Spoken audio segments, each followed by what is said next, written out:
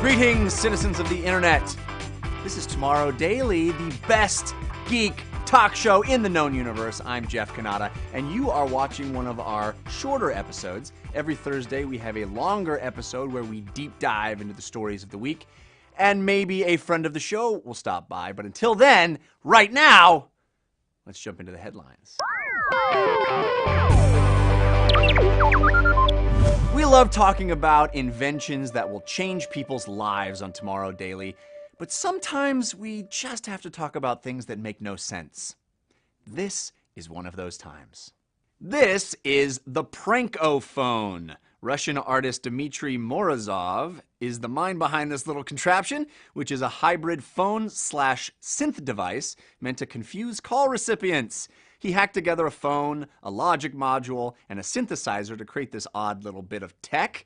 4 different modes allow a person to choose a number to call, or let the Prankophone dial randomly, and decide whether or not to let the device use an algorithm to create sound or create it manually.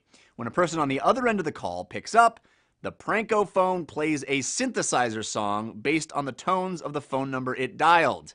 Morozov says the sound message is unique for every number it reaches, so if you ever get a phone call that sounds a little like this, it's the Prankophone. Is prank calling still a thing? I guess it's still a thing. You know, if you ever get called by the Prankophone, you might be annoyed, but you're also pretty lucky. It's a random number. Hey, you've probably heard of graphene at this point, but check out this graphene that can move. Chinese researchers published a report in Science Advances this week about a graphene oxide-based paper that can change its shape when exposed to infrared lasers. Applying heat causes the graphene to contract, while shutting the light off allows it to expand again. In the video, you can see one tiny scrap of paper inching around like a worm and another folding up its sides like origami. There's a lot of possibilities in research like this. In the future, autonomous paper might be used for making inexpensive sensors that can track changes in humidity, temperature, and more. This graphene can also be used to create artificial robot muscles. So we're getting closer to Terminator. Robot muscles. Finally, we have the muscles. So we have the robot muscles. You get the picture. Hey, speaking of China, check out this robot that just set a world record. Walker number 1 just set the Guinness World Record for furthest distance covered by a 4-legged robot on a single charge. How far did he get?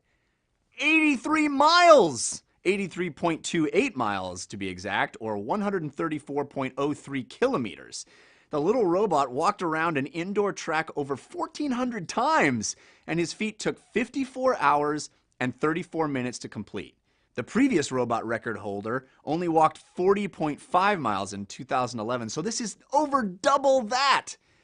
It took about a year to build the robot, and researchers want to put what they learned to use in areas like energy efficiency, reliability, and durability. They feel like what they've learned will help robotics at large, and we think it will, considering how little energy this robot actually used over the entirety of its walking journey. These researchers think that this walking robot can be deployed in places that are too dangerous for humans. So, you know, like Walmart on Black Friday. Hey, it's Tuesday, and it's one of the biggest new release Tuesdays of the year. Let's get to new releases.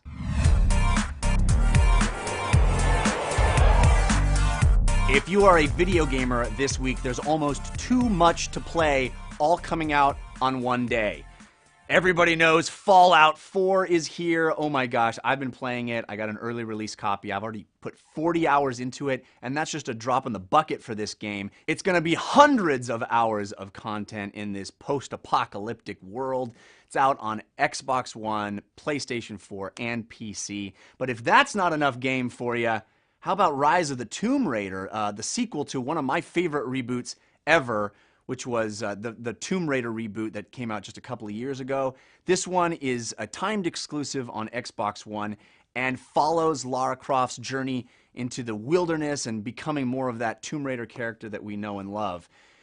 But if big action and big role-playing isn't enough for you, maybe you want to jump into real-time strategy. Blizzard has got you covered because also on this release Tuesday, StarCraft II Legacy of the Void hits, which is the final chapter of the StarCraft II trilogy.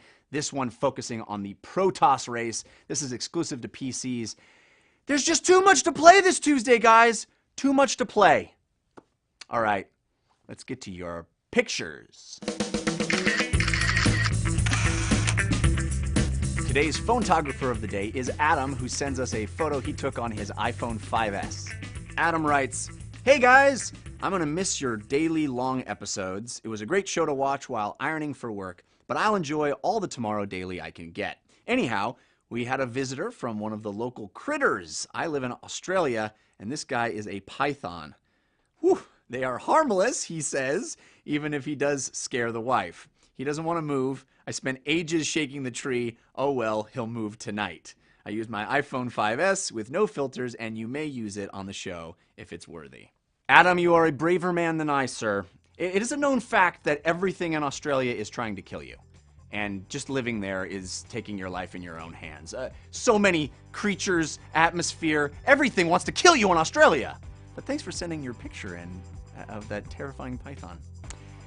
If you want to send your picture to us, you can do it. All you got to do is send it to tomorrow@cnet.com. Make sure to tell us what device you used to take the photo and give us permission to use it on the show. That's going to do it for today's episode of Tomorrow Daily. You can always keep in contact with us. Follow us on Twitter @Tomorrow Daily, or follow us individually. I'm @Jeff Canada, or @Ashley Esqueda, @Logan Moy. We love hearing your feedback. Please do. We'll see you next time.